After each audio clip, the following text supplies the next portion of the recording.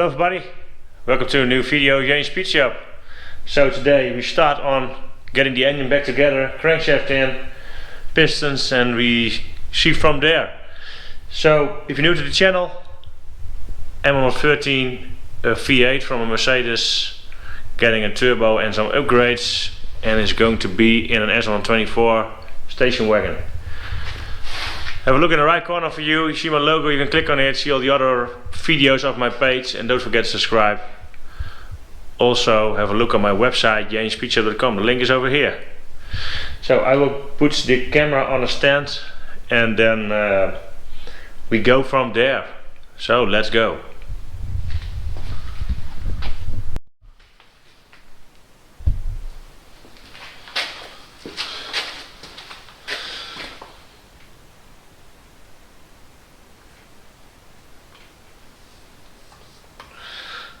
Getting some assembly lube in the bearings.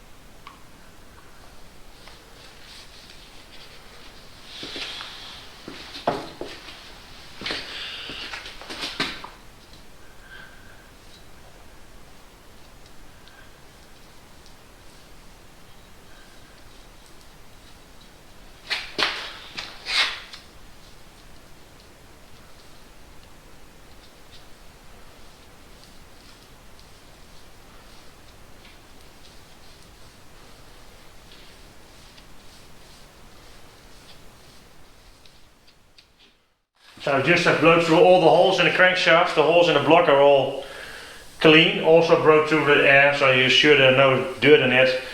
Put some assembly lube on the bearings. I'm going to clean the crankshaft for the last time and then put it in.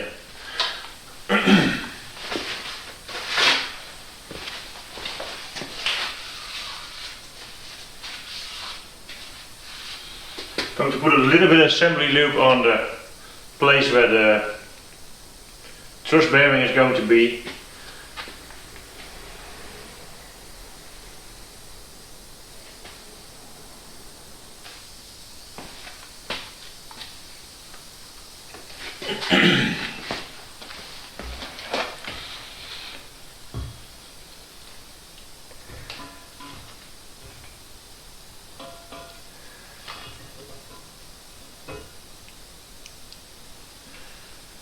That's it.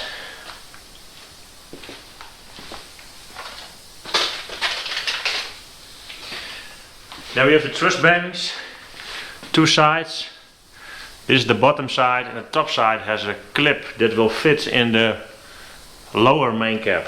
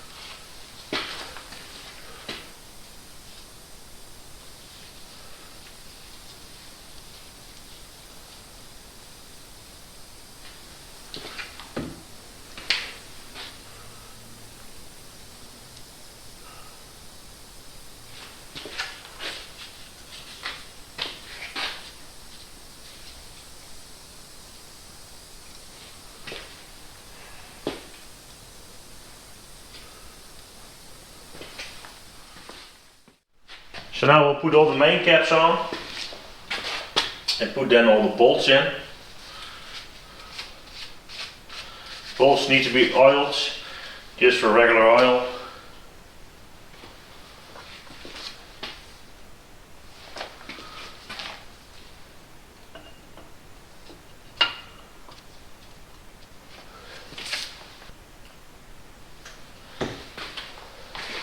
So number 4 is the one with thrust bearings.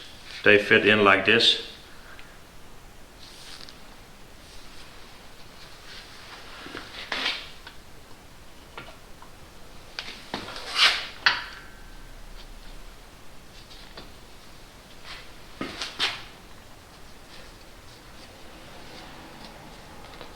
That's it.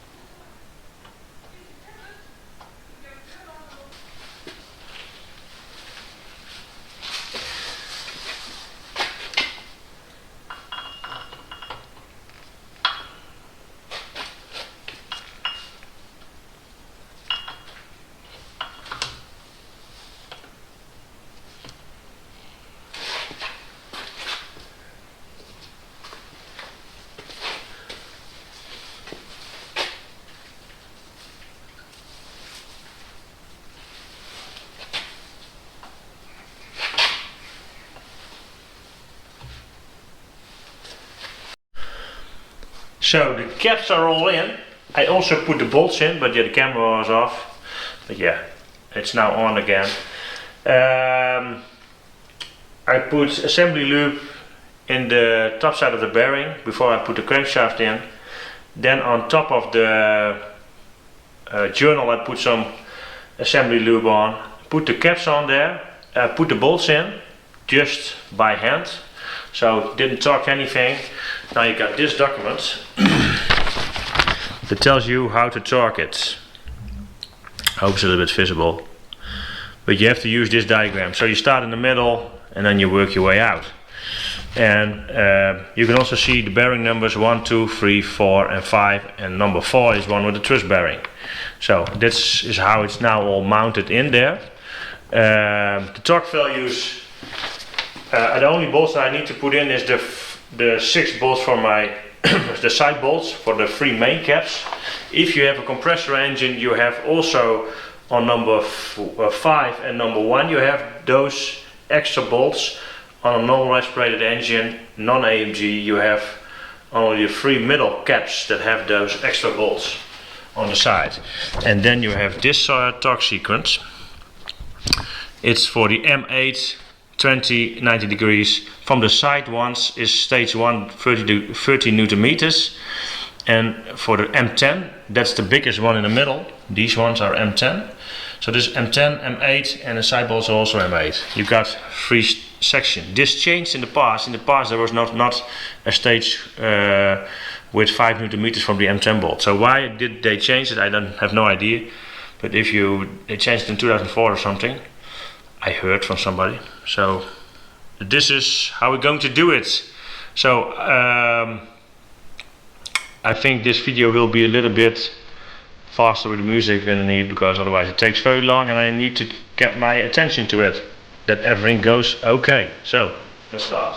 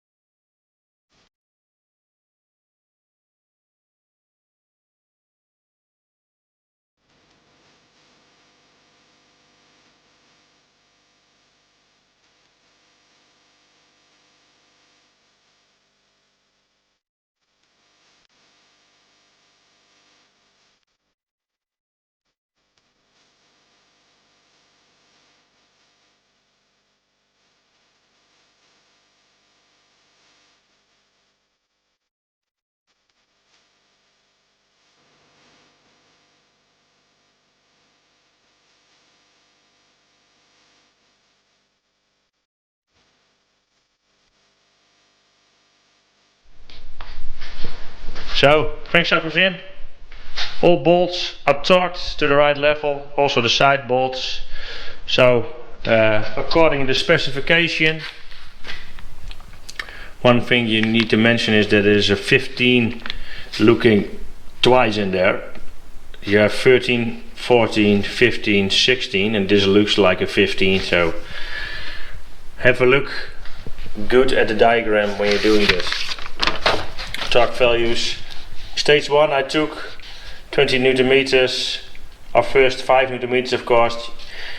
5 Newton meters, 20 Newton meters, 30. Second stage is starting with 30 Newton meters, 90 degrees on these ones, and these ones does not have a second stage. And then you have only for the inner M10 bolts you have 90 degrees left. That's where I finished with. So that's it. Crankshaft is turning nice and freely. It's a little bit cold here, so that's why it's a little bit sticky, the crankshaft, and I put assembly lube in it, of course. But it's nice. There's no real, you don't feel anything in it. It turns very good. So I'm very pleased with it. So now getting the engine turned over and start on the pistons. So that's the next thing to do. So I'm already a little bit further than only the crankshaft in. I got 7 rods and pistons in the engine. They are all torqued, 75 Newton meters all in. So I'm going to show you what I'm going to do with the last piston to put in, and yeah, how I do it. So I'll turn it over. I just torqued the number 4 in there, so I only have to do number 8 on the opposite side. So what I also want to mention is that I leave the journal where I need to put the rod on with the piston on the top side. So some people will do it on the downside and then turn over the crankshaft. I'm not doing that because in the past I had some experience with it that sometimes if you do that, you also have to put the piston in and you have a chance that you will slide out the cracking rod bearing. And yeah, you don't want that. So I always do it like this.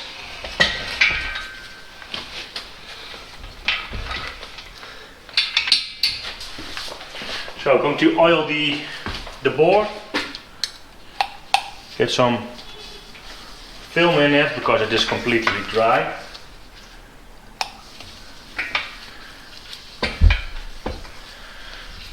So that's it.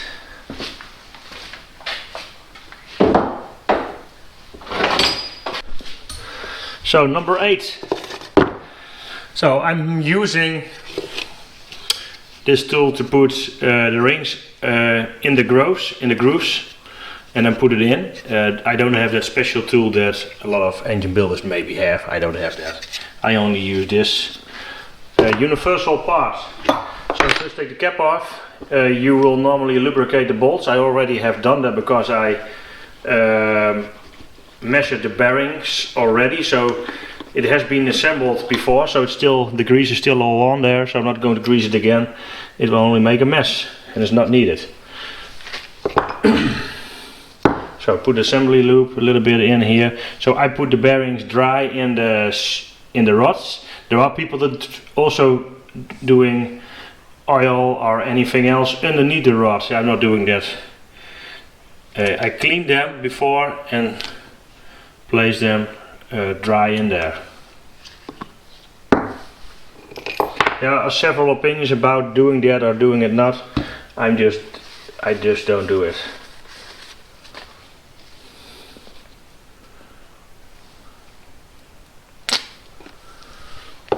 So a little bit on there.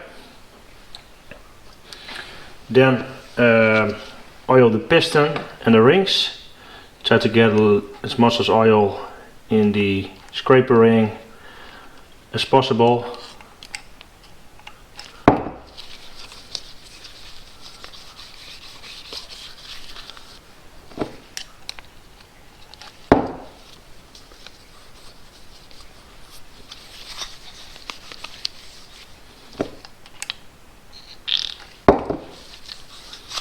And then you should locate the gaps, opening gap. So here's an opening gap, the other one is over here, so I will move it a little bit from the scraper ring, or move this one a little bit,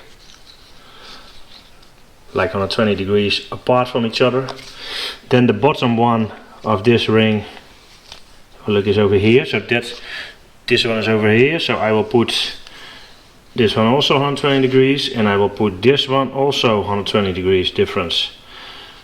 So one is over here, one is over there, and the other ones are over here, and there's another one. So that's it, so it's all oiled. Now we put it in here.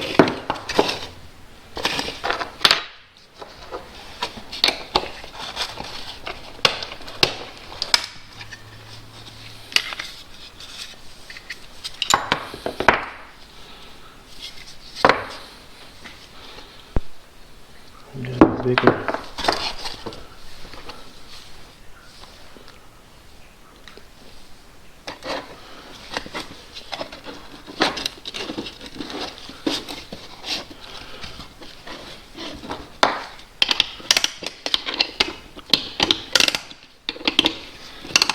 So I always leave a part of the skirt out of the top, because I can just slide it in the bore then. So I put the camera on the other position and show you the rest.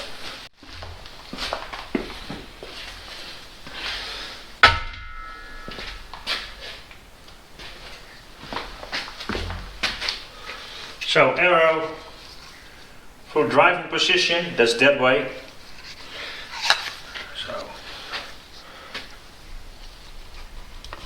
I will catch it down below.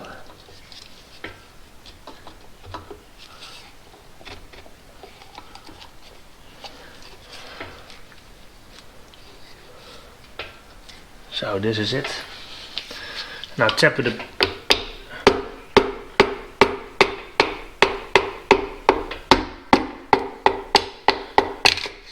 This is it.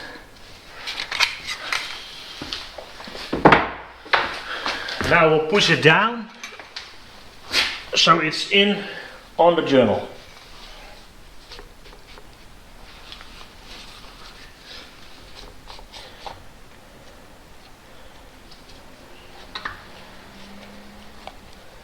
This is it. So rod is over here, still in a good position. We can put the cap on. These ones have the, how you say that, the opening gap for where the bearing is locked in place. They have them on both sides, also numbers on both sides. So this is how I'm going to locate them.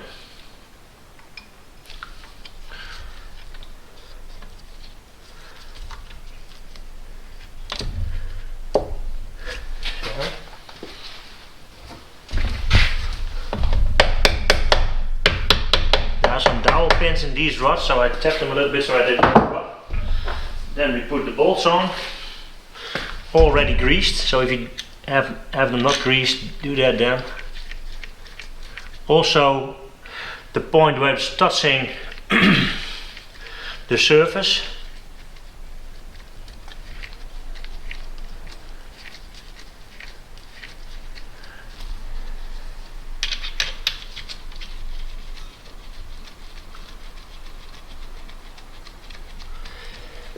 If you cannot put them in by hand, something is not okay.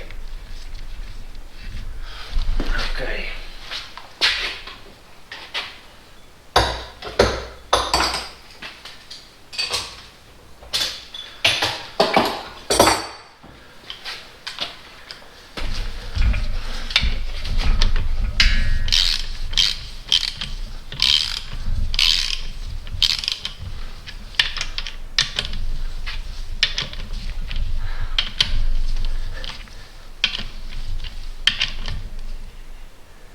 This is it.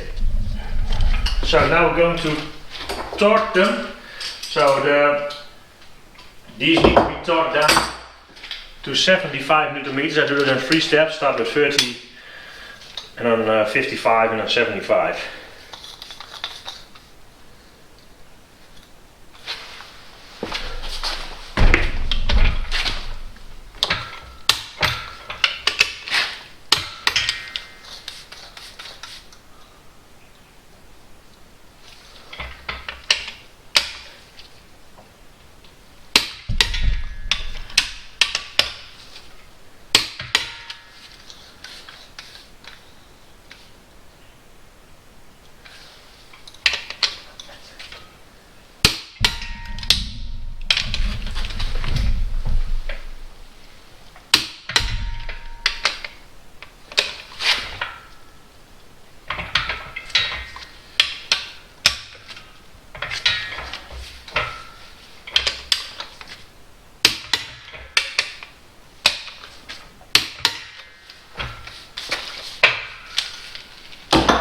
So this is it, all torqued down, all nice.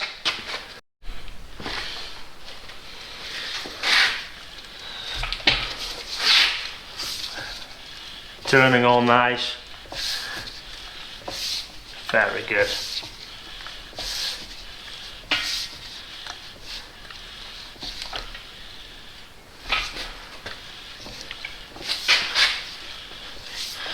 So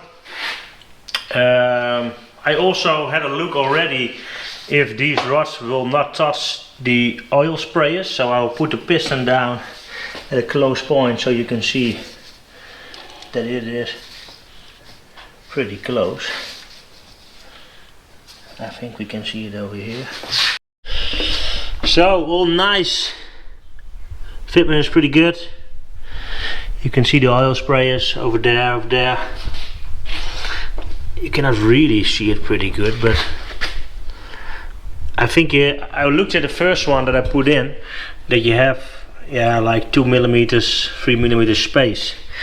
In the beginning I also I think I can see it on this side the best, that how close the crankshaft is to the piston. So this side, I'm going to measure that because I want to make sure that if in the future you want to use shorter rods, how close it will be, or how much shorter you can before you need to get something off the pistons. Otherwise it will touch and you don't want that, so it's pretty close. So I will put this one down and I can look into this hole and I can see it. So I turned over the crankshaft, so this cylinder is at bottom dead center. You can see it, the skirt is a little bit out of the bore. This is a maximum position. Now you can also see why there was a small gap on the side of the skirt. That's because there is the oil sprayer. So on this side it is not, but normally if it's turned over other way around in the other side, then there will be the oil spray gap. So now if you look in here, you will see that is a pretty narrow gap in here. So if you shorten this rod by a few mil, you will touch it. So I'm going to have a look if I can measure this, and then yeah, that will be pretty interesting. It will be below the video, this size will be there. So, and it's not fully on the skirt, it's on the side, because the piston pin you can see over there. So this is not from the skirt, this is from this side. I cannot really see it with my finger in there, but this side needs to be shortened then, and that's almost impossible. So yeah, there are engines where people shorten the skirt because it's also touching the crankshaft, but in this case I don't think it's possible to do. Looking also there's a very narrow gap. So, and this is the original length rod. So I'm very happy that I did not shorten it, otherwise I could have a problem and need to do machining the pistons. So they are hitting nothing, so very good. Everything is torqued down. So in this video we mounted the crankshaft torque down the bolts in the right sequence, mounted the rods and pistons in there, all good. So very pleased with it. So this is it for this video. So in the next video I think the next thing is to mount the timing chain and all the, so on the front of the engine I'm going to mount all the gears back on, and then making the timing chain ready for it, so with the guides and that sort of stuff. We'll have a look.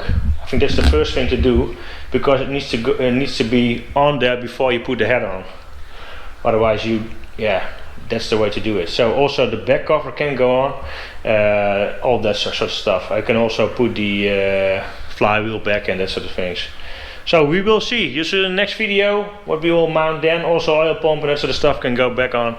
So for me this is always the most interesting thing, because I changed the rods and it's always nice to know how they will fit in there and don't touch anything. It's always a little bit of a gamble, of course.